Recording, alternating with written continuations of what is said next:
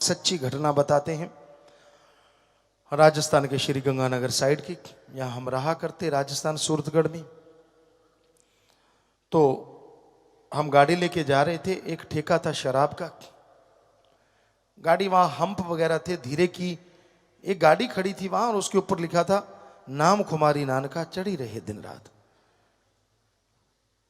हमने निगाह मारी, यार ये ठेके के आगे गाड़ी और गुरु साहबानों के पवित्र वचन।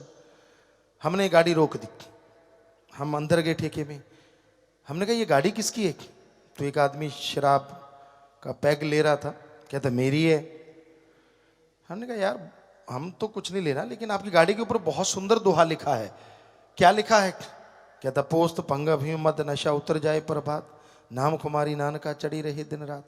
हमने कहा आपको पता है इसका मतलब क्या है? कहता पता है। तो फिर शराब क्यों पी रहे हो? अब सुनिए ढीठपने का जवाब। कहने लगा यार जो बाबे ने लिखी है पता नहीं कदों चढ़ूगी। हाथ च पै गया चढ़ा लांगे, काटो फुल्लां दे खेडूगी।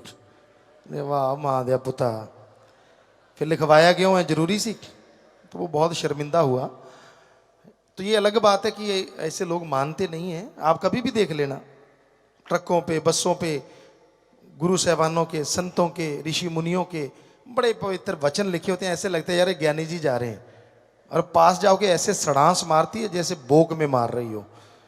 इतनी बदबू, शराब नशा कर रखा होता है। कहीं बहुत जगह देखा है हमने, आप भी आजमा के देख लेना, बहुत जगह देखा है।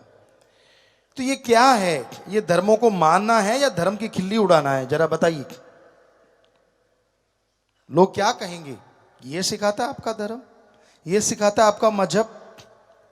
हम सारी दुनिया से नहीं, अपने देश के इन धर्म को मानने वाले सज्जनों से पूछते हैं क्या धर्मों में जो लिखा है वो सही है? हाँ आप कह रहे हैं वो सही है। अगर वो सही है तो क्या ठेके, शराब की दुकानें, पोस्त अफीम की दुकानें, चाहे वो परमिट लेके खुली हो, क्या वो आपके गांव शहर में खुलनी चाहिए धर्मानुसार? नहीं खुलनी चाहिए। सही कह रहे हैं आप। तो क्या वाकई नहीं है? क्या वाकई खुली हुई नहीं? क्या वाकई वहां आपके शहरों में, आपके गांवों में दुकानें नहीं है? हैं, बहुत है, बहुत है। सोचने वाली बात है कि धर्म को मानते हैं आप, धर्म का पहनावा पहनते हैं आप, फिर आपका धर्म क्या सो गया? आप बंद क्यों नहीं करवाते? करवानी चाहिए। जो भी जायज तरीका है, ना झगड़ो, ना लड़ो, ना बुरा कहो, पर फर्ज तो बनता है ना कि हमारा धर्म कह रहा है, हमारा धर्म इजाजत नहीं दे रहा, हम नहीं नशे की दुकानें खुलने देंगे। और दूसरी बात, आज चलो दुकान खोल ली, आप कहते हो जी यार कौन झगड़ा करे, ठीक है आप इतना तो कर सकते हो, बारी बारी से अपने गांव में, शहर में एक पहरा बिठा लें सभी लोग मिलके, पंचायत, कि भाई इस दुकान पे किसी को जाने नहीं देना, देखते कितने दिन खुली रहेगी। कुछ तो करो। जब धर्म का दिखावा करना हो, ये कर वो कर, बड़े टूटियां शूटियां लगा दिखाना कि मैं यार मेरे को देख के लोग समझ जाए मैं कौन हूं।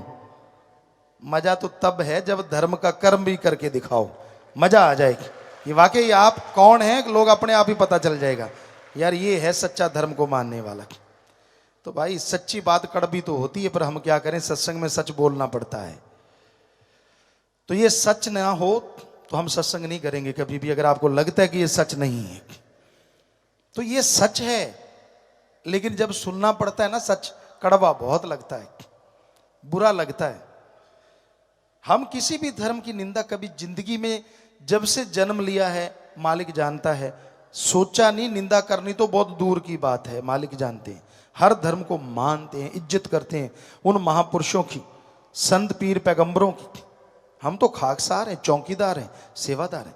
चौकीदार रात को हुक्का मारता, हम वो चौकीदार हैं दिन रात आवाज देते रहते, अरे जाग जाओ, अरे धर्म को मान लो, अरे सुख मिलेगा, शांति मिलेगी। हाथ जोड़ जोड़ के प्रार्थना करते हैं।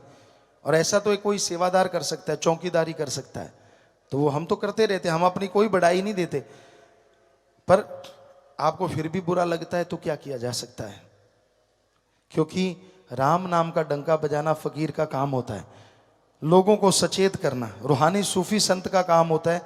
जैसा टाइम चल रहा है उसके अकॉर्डिंग व्याख्या करना, उसके अकॉर्डिंग लोगों को समझाना, गू का मतलब होता है अंधकार और रू का मतलब होता है प्रकाश।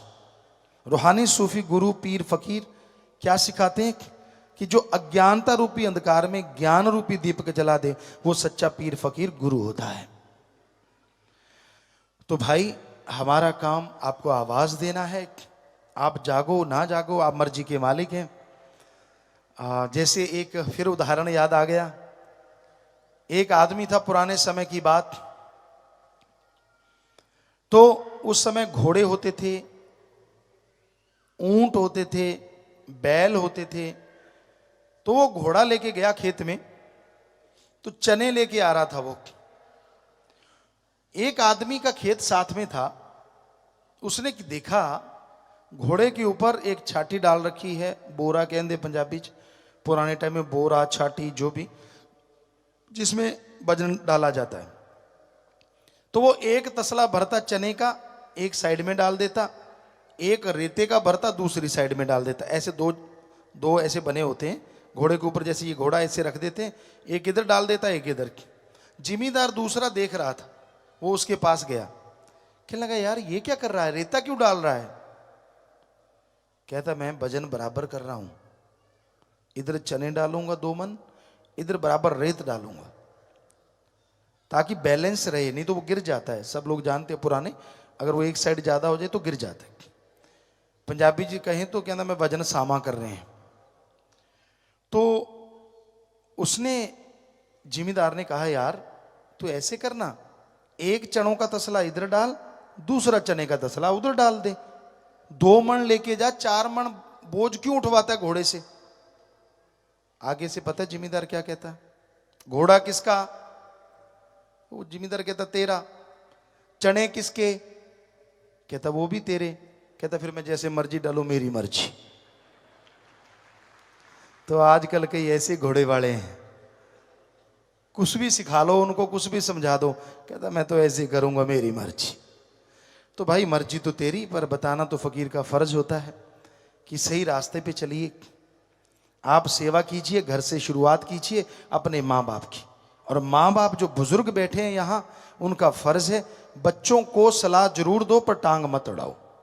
उनको बोल दो आपने बहुत मेहनत की है, आपने हिम्मत की है, उनके लिए जो कमाया ठीक है, जो बनाया ठीक है, कि भाई तेरे को मेरे तजुर्बे की जरूरत पड़े तो बताऊंगा मैं, तू गलत चलेगा तो भी बता दूंगा। आगे वो माने ना माने उनकी मर्जी, ठोकर खा के मान लेंगे। लेकिन अगर आप जबरदस्ती करोगे तो हो सकता है फिर अनाथ आश्रम में आपको भेज दें। और बच्चों को चाहिए कि वो बुजुर्गों का सत्कार करें। अरे जन्मदाता हैं आपके, क्या हो गया अगर किसी किसी भाई बहन को अपने बुजुर्गों का टट्टी पेशाब उठाना पड़ गया? वो समय भूल गए जब बचपन में वो आपका टट्टी पेशाब सब उठाया करते थे? क्या हो गया अगर 2-4 दिन आपको उठाना पड़ गया तो? हमारी यही संस्कृति है, हमारा यही धर्म सारी दुनिया में नंबर 1 है, हमारे सारे धर्म, क्योंकि इसमें ऐसी शिक्षा दी जाती है जो दुनिया में कहीं भी नहीं। एक बार काफी देशों के लोग आए, कहते गुरुजी आपके जो धर्म है, हिंदू मुस्लिम सिख ईसाई, इसमें ऐसा क्या है? हमारी संस्कृति बढ़िया है, आपकी संस्कृति किसी काम की नहीं। हमने कहा हमारे धर्मों की अगर ABCD भी सुना देना आपको, आपकी गिग्गी बज जाएगी। कहते कैसे? हमने कहा आपको धर्मों की A सुनाते हैं, B फिर सुनाएंगे। कहते सुनाओ। हमने हमारे धर्मों की A ये है कि जब बच्चा छोटा होता है, बिल्कुल छोटा सा जन्म लेता है, और जब तक वो पैरों पे खड़ा नहीं होता तब तक उसके माँ बाप केयर टेकर होते हैं, उसकी संभाल फूलों की तरह करते हैं, उसमें ध्यान रखते हैं। और जब माँ बाप बूढ़े हो जाते हैं, उनको सहारे की जरूरत पड़ती है, तो हमारे धर्म कहते हैं वो नौजवान बच्चे अपने बुजुर्गों को फूलों की तरह रखते हैं, उनकी वैसे केयर टेकर बन जाते हैं, वैसे संभाल करते हैं। आप लोगों के देशों में क्या ऐसी रीत है? सभी कहने लगे नहीं गुरुजी ये तो कमाल है। हमने कहा अभी तो A ही सुनाया है, B कभी फिर सुनाएंगे। A से ही आप हिल गए, तो वो मान गए कि आपकी संस्कृति जैसी है ऐसी दुनिया में किधर भी नहीं। और हमारे बारे उनकी संस्कृति लाने की तैयारी में है। नंगे रहेंगे, ऐसे रहेंगे, ये होना चाहिए, वो होना चाहिए। अरे क्यों? जब हमारी संस्कृति इतनी रिच है, इतनी महान है, हमारे गुरु पीर पैगंबर महापुरुषों की देन है, हम क्यों किसी की नकल करें? बल्कि उनको मोल्ड करें कि वो हमारी संस्कृति को अपनाएं, ताकि पूरी दुनिया का ये भारत देश हमारे धर्म गुरु बन जाए। तो यही हकीकत है। पहले हम अपनाएं अपने धर्मों को, पहले हम चलें उनके अकॉर्डिंग, फिर ही दुनिया के लोग अनुसरण करेंगे ना। तो कभी भी अपने माँ बाप की, अपने बहन भाई की, अपने बच्चों की निंदा मत किया करो। कई बुजुर्ग लग जाते हैं, मेरा तो बेकार, मेरा तो फलां, मेरा तो धिंकड़। ठीक है, आप गुबार निकाल रहे हैं, वो नहाते टाइम भी निकाल सकते हो, टॉयलेट में जाके भी निकाल सकते हो। कई बच्चे पत्रिका पढ़ते ही हैं वहां बैठ के, तो आप उसकी बजाय वहां गुबार निकाल सकते हो, कम से कम कुछ सुनेगा तो नहीं, आप हल्के हो जाएंगे। लेकिन दूसरों को अगर आप अपने बच्चों की भी निंदा करते हैं तो लोग कहेंगे यार हम क्या करें, आपका ही खून है, फिर क्या जवाब है आपके पास? तो ठीक है, उनको, वो बिगड़ गए हैं, गलत रास्ते पे चल रहे हैं, मानी बात, आप सही हैं, लेकिन गाते फिरने से वो सुधरेंगे नहीं, बल्कि उनको सुधारने के लिए आप प्यार से, मोहब्बत से प्रयास कीजिए, तो यकीनन वो चेंज होंगे, यकीनन उनमें बदलाव आएंगे। तो कभी किसी को बुरा ना कहा करें, ना अपनों को ना दूसरों को, क्योंकि दूसरों की तरफ यूं उंगली उठाते हो, एक उंगली किसी और की तरफ, 3 उंगलियां खुद की तरफ उठ जाती हैं। कि जो दूसरों को बुरा कहते हो, क्या आपने जिंदगी में कोई बुराई नहीं की? अगर आपने की है तो फिर दूसरों को बुरा कहने का हक आपको किसने दिया है? ये सिखाते हैं हमारे धर्म। जो चीज आदमी गाता है वो चली जाती है, जो चीज आदमी दूसरों की गाता है वो अंदर आ जाती है। यानी खुद की जो गाओगे वो अंदर से चली जाएगी, दूसरों की गाओगे तो वो अंदर आ जाएगी। इसलिए दूसरों में गुण देखो और उनको गाओ तो वो आपके अंदर आ जाएंगे, और खुद के अवगुण गाओ ताकि वो चले जाएंगे और आप गुणवान बन जाओगे। अल्लाह वाहिगुरु मालिक की दरगाह में खुशियां लोगे, इस धरती पे स्वर्ग जन्नत से बढ़ के नजारे लूटोगे, मालिक के रहमो करम के हकदार बन जाओगे। धन धन सतगुरु तेरा ही आशा। सभी साध संगत जी से निवेदन है कि मेरा चैनल जरूर सब्सक्राइब करें जी। धन धन सतगुरु तेरा ही आसरा।